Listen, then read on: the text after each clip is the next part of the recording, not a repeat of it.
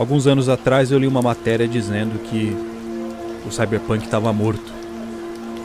As predições dos anos 80 não se concretizaram e aquele futuro distópico que os caras pensaram lá atrás, onde os Estados Unidos se tornavam uma colônia cultural do Japão, nunca aconteceu. Como a gente sabe, a bolha econômica japonesa estourou no começo dos anos 90, né? E desde então o Japão estagnou. Hoje, o medo do Ocidente é a China, né? O Japão quase venceu os Estados Unidos no próprio jogo deles, mas a China hoje vai além. A China propõe um jogo diferente, né? Com outras regras. E nessa treta, o mundo vai aos poucos tomando partido. E ao mesmo tempo em que vai se desenhando aí na geopolítica uma nova ordem mundial, vai se desenhando na ciência uma revolução tecnológica, né? E como a gente já viu no passado, quando a competição pelo domínio do mundo fica mais acirrada, o progresso muitas vezes é colocado acima da ética, né? E o limiar entre o algoritmo e a consciência, que já não é muito claro para a neurociência, pode ser alcançado sem que a gente nem se dê conta. Foram justamente em tempos de incerteza que o cyberpunk surgiu da primeira vez, e é em tempos de incerteza em que ele retorna, né? O gênero voltou a chamar a atenção nos últimos anos, e o Japão, que ainda é a terceira maior economia do mundo, a principal potência capitalista na Ásia, assim como da primeira vez, vai acabar desempenhando um papel crucial nesse novo cyberpunk. Será que hoje o Japão vive a distopia que os autores previram lá nos anos 80? E qual vai ser o papel do Japão no cyberpunk do século XXI?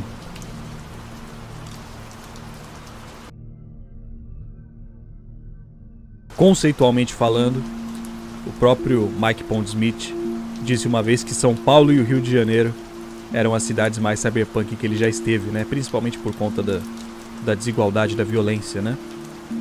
Agora, em questão estética, as metrópoles asiáticas se aproximam muito mais do conceito futurista que a gente vê nas obras, né? A gente já falou aqui no canal como isso às vezes reflete até um certo orientalismo, né? Principalmente nas obras cyberpunk mais genéricas, que não se preocupam tanto com o conceito e só com a ambientação, né? Porque aí muitas vezes os caras acabam caindo nesse clichê de retratar o Oriente como se fosse um lugar místico, né? Um lugar misterioso e sombrio, onde o protagonista americano vai se aventurar. O Ridley Scott, ele disse uma vez que a principal inspiração dele na hora de criar a ambientação de Los Angeles, né, no primeiro Blade Runner, foi Hong Kong, né? E isso na verdade faz todo sentido, porque a visão nos anos 80 era de que o Japão se tornaria a nação mais poderosa do mundo, né? E por consequência os Estados Unidos passariam ali por um processo de niponificação, né? Ou seja, a Los Angeles futurista do Ridley Scott era fruto de um choque cultural entre o Ocidente e o Oriente. E por coincidência é exatamente isso que Hong Kong é. Hong Kong foi uma colônia britânica, né, até 1997, e direto ela é tratada como uma cidade onde o Ocidente encontra o Oriente, né?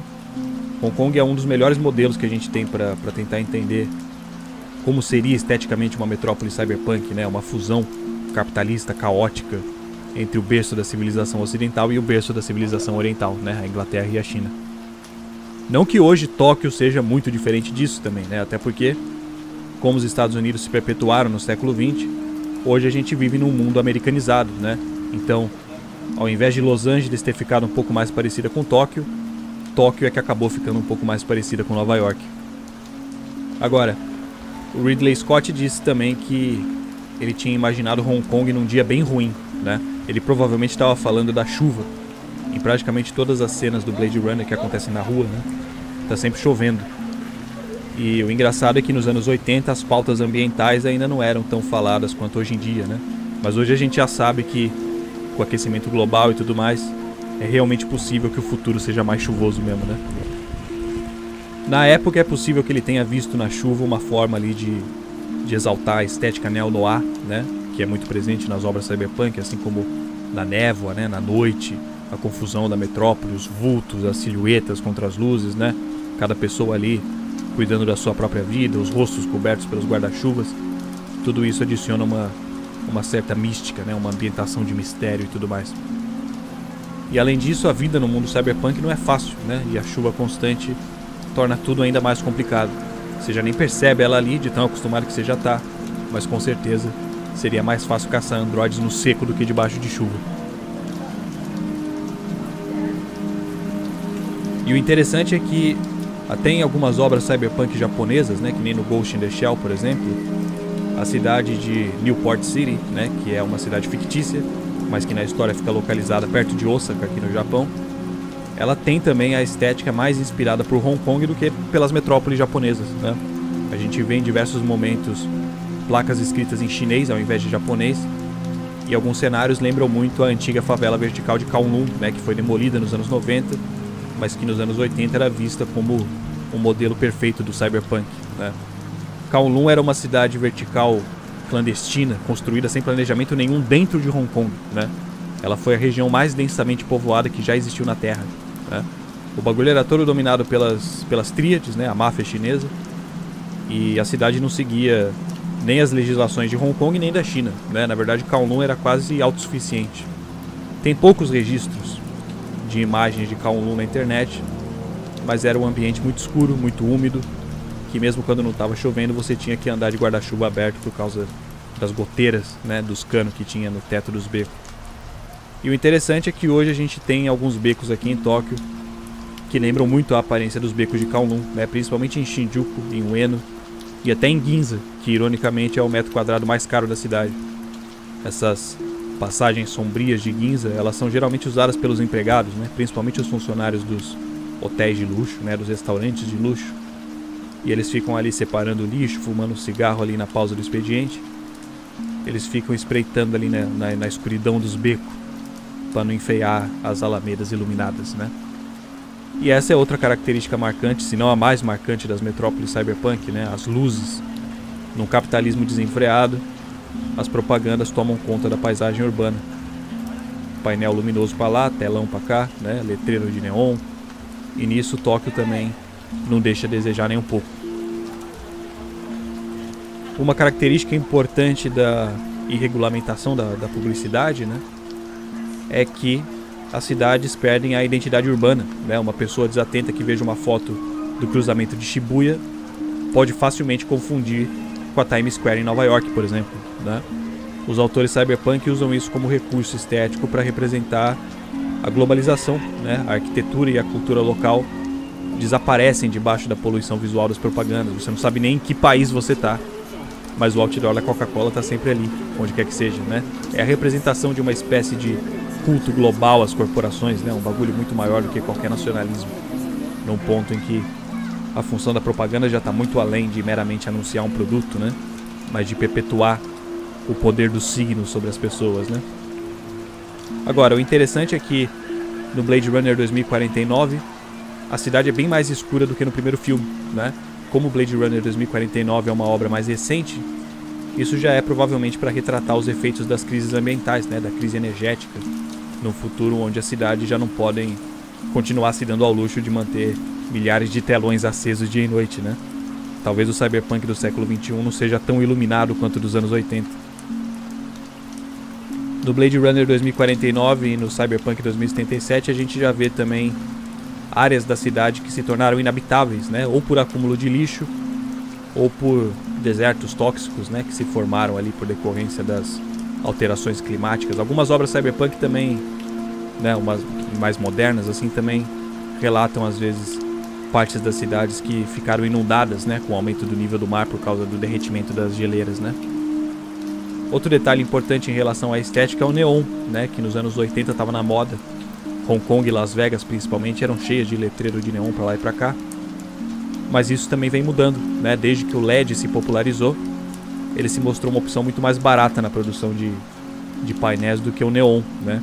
Hong Kong vem tendo quase todos os letreiros de neon substituídos por painéis de LED. O cyberpunk do século XXI também provavelmente vai ter bem menos neon e muito mais LED.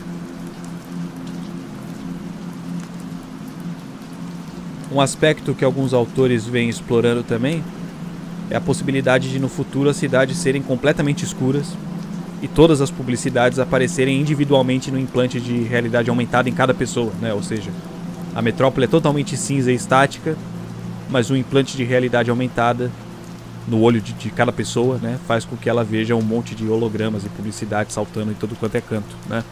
É o limiar entre o mundo real e o mundo virtual desaparecendo aos poucos, tá ligado?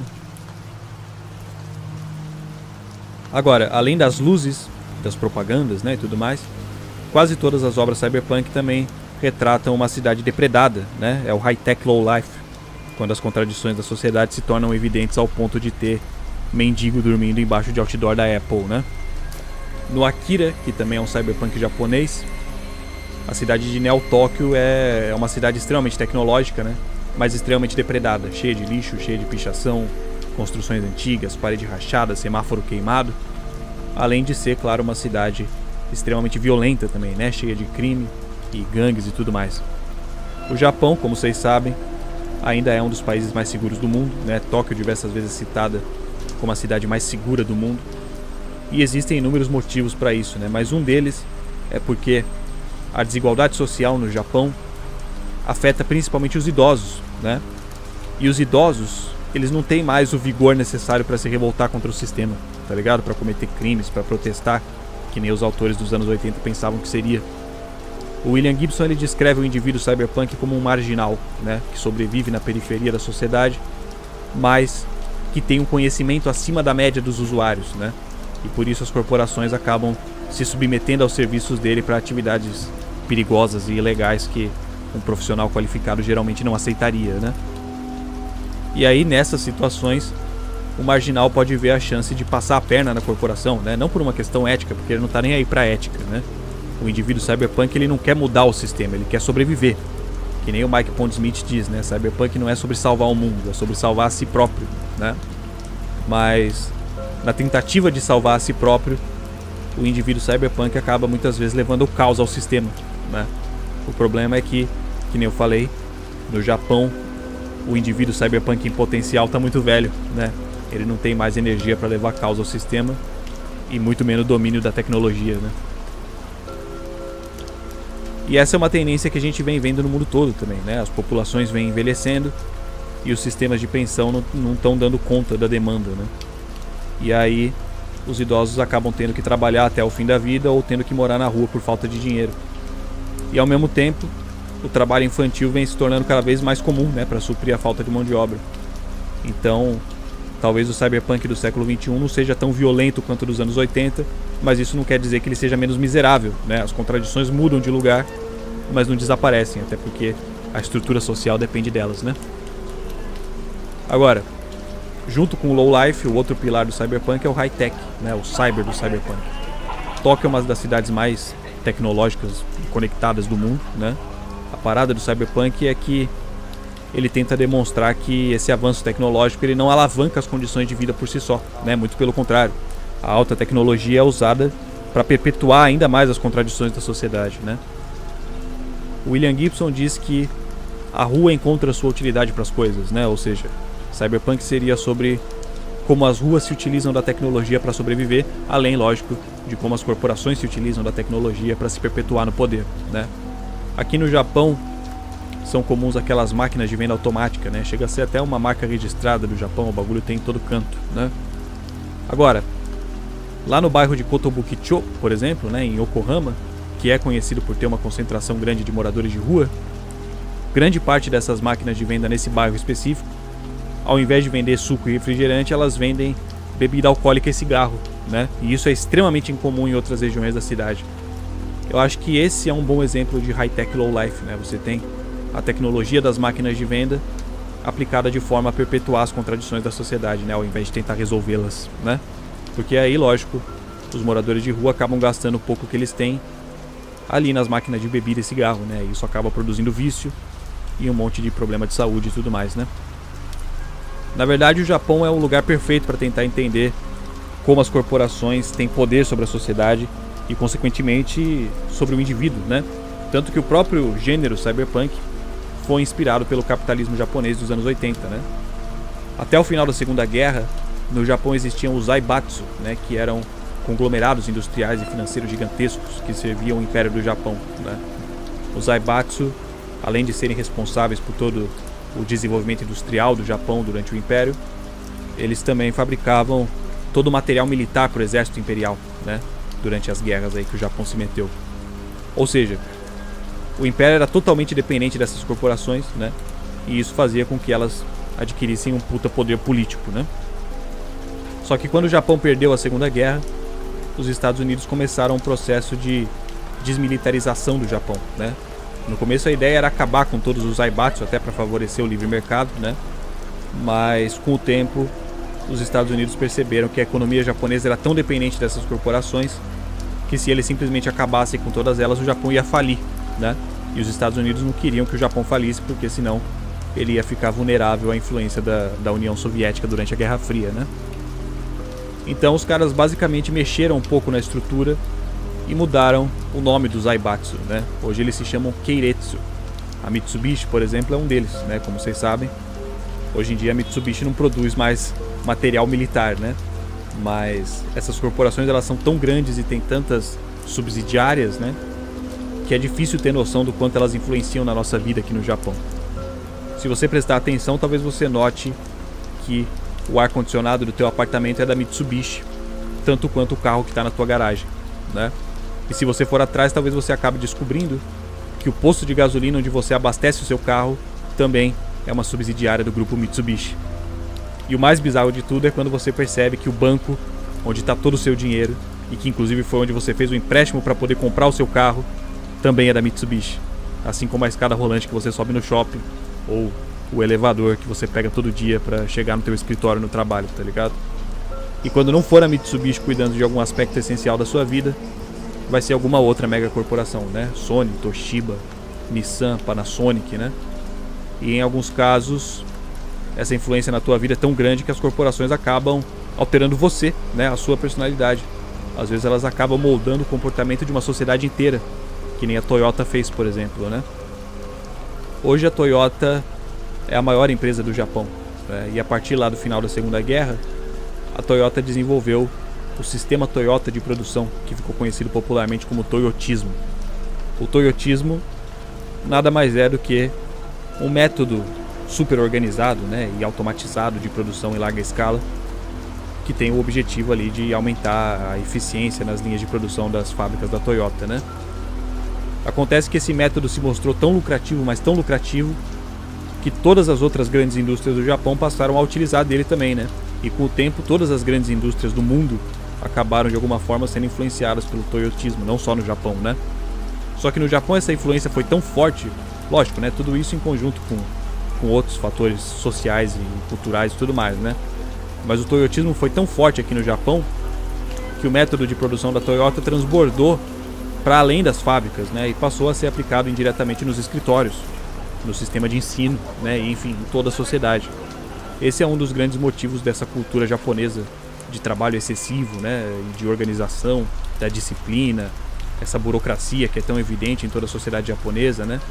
Assim como também a lealdade às empresas, né? Esse hábito japonês de viver pela corporação e trabalhar a vida inteira para uma única empresa, né? Quase como se fosse um clã, uma família, né? Tudo isso é herança dos Zaibatsu. Os Zaibatsu, no caso, lá na época do Império, eles eram corporações verticais, né? Familiares. Então, esse legado se propagou desde lá. E essa influência das corporações na sociedade japonesa é extremamente explorada pelos autores cyberpunk, né? O William Gibson mesmo chama as corporações japonesas de Zaibatsu nos livros dele, como se no futuro elas voltassem a existir exatamente como eram no Império. A diferença é que as Zaibatsu do futuro já perceberam que elas não precisam servir o Estado, né? Elas que produzem tudo, então é o Estado que é muito mais dependente delas do que o contrário. Agora, ao invés de fazer uma revolução, né, e tomar o poder de uma vez por todas, as corporações mantêm a figura do Estado ali, né, parasitando, e utilizam dele como uma espécie de bode expiatório, né? Assim o povo, ao invés de se revoltar contra as corporações, se revolta contra o governo por não compreender a real hierarquia da sociedade, tá ligado? E até por consequência de tudo isso, né, do excesso de trabalho, de uma sociedade extremamente individualista e tecnológica que aos poucos vai eliminando o fator humano da equação de valor, a gente acaba vendo alguns fenômenos empreendedores desesperados, né, na tentativa de gerar consumo, né, de girar uma economia mecanicamente estagnada. E isso acaba produzindo uns negócios que parecem que realmente saíram de algum conto do Philip K. Dick, tá ligado? Recentemente uma empresa chamou a atenção aqui no Japão por ter lançado um curso de sorrir. Segundo eles, todo mundo ficou tanto tempo usando máscara durante a pandemia que os músculos do rosto atrofiaram. E essa empresa está ensinando os japoneses a sorrirem de novo. Outros que estão fazendo sucesso são aqueles caras que alugam eles mesmos para não fazer nada, né? Você simplesmente contrata um japonês para te acompanhar no supermercado ou no banco, ou seja lá onde for, tá ligado? Ele não fala nada, ele não faz nada, ele só fica atrás de você igual um pet para você não se sentir sozinho. É meio que uma evolução daqueles serviços que já tem há muito tempo aqui no Japão, né? De namoradas de aluguel, né? Até família de aluguel. Tem muitos idosos, principalmente, que para não se sentirem sozinhos em casa, eles contratam uma esposa, contratam um filho, contratam um neto de aluguel, né? E aí eles ficam lá, almoçam junto, assistem um filme de tarde, tá ligado? Ficam fingindo que são uma família. Isso sem falar os hikikomori, né? Tem um vídeo só sobre eles aqui no canal, mas são aqueles japoneses que se isolam em casa e passam a vida inteira muitas vezes dentro do quarto, né? Tem também aqueles casos peculiares de japoneses que se casam com personagens holográficas de anime, né? Esse também é outro exemplo perfeito de high-tech low-life, né? A alta tecnologia servindo para perpetuar a solidão e o isolamento social, né? Enfim, esses são alguns exemplos bastante distópicos do porquê o Japão é uma das principais influências para o cyberpunk. Mas enfim, nesse momento em que a gente vive agora, com a China assumindo essa liderança política antagônica aos Estados Unidos, é natural que os Estados Unidos se voltem para o principal aliado deles aqui na Ásia, que é o Japão, né? Esse ano o governo japonês anunciou o maior investimento militar desde o fim da guerra, né? Nesse momento, o investimento do Japão em armamento é o terceiro maior do mundo, atrás só dos Estados Unidos e da China, justamente. E ao mesmo tempo, com o desenvolvimento das inteligências artificiais, né, os Estados Unidos vem tentando aí a qualquer custo impedir que a China desenvolva chips, né? O Japão e um monte de outros aliados dos Estados Unidos já sancionaram qualquer comércio relacionado a esses chips com a China, e os Estados Unidos estão investindo pesado no Japão e na Coreia do Sul para que eles consigam suprir completamente a demanda de chips aqui na Ásia, né? É até interessante, né, o quão descarado é esse movimento e a naturalidade com que a mídia trata o fato do mundo inteiro estar tentando boicotar o desenvolvimento de um país simplesmente para manter a estrutura atual intacta, né? Inclusive o Japão vem recebendo muito investimento estrangeiro recentemente, principalmente desde que o Warren Buffett passou a comprar um monte de papéis das empresas japonesas, né? A própria Mitsubishi teve uma alta já de 66% no valor das ações desde o começo do ano. E toda essa movimentação no mercado, né, na tecnologia e na geopolítica, tudo isso tem muito cheiro de cyberpunk, né? Que nem eu falei, a competição entre sistemas políticos e sistemas econômicos, né, acarreta num progresso científico e tecnológico muito grande. Só que diferente das bombas atômicas, a inteligência artificial e a biotecnologia, né, a engenharia genética, elas não trazem um perigo de destruição física iminente, né? E isso pode levar governos e corporações dos dois lados, né, a não se preocuparem tanto com as consequências éticas dessas invenções. E o cyberpunk trata exatamente de momentos como esse, né? Momentos em que, na sede por progresso, a gente acaba mexendo com coisas que a gente ainda não compreende muito bem.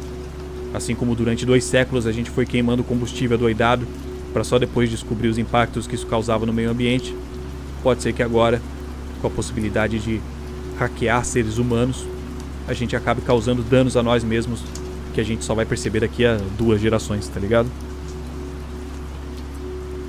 Porque a real é que seres humanos são algoritmos, né? Assim como inteligências artificiais. E a gente ainda não entende muito bem onde fica essa fronteira entre inteligência e consciência. Hoje ainda tem muita gente que defende que inteligências artificiais são só programação, né? Que elas só executam as tarefas que foram pré-definidas para elas, né? Mas como que você tem certeza de que você também não é exatamente isso, né? Uma máquina programada para sobreviver? E tudo isso que você chama de consciência, na verdade, é só um algoritmo sofisticado buscando por formas criativas de resolver um problema que foi pré-definido, que no caso é te manter vivo.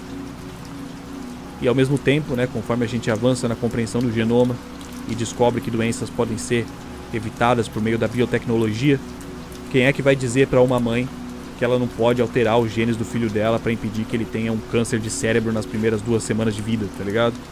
E depois disso, quem é que vai impedir que o Elon Musk vire a porra de um Neo Gengis Khan, tá ligado?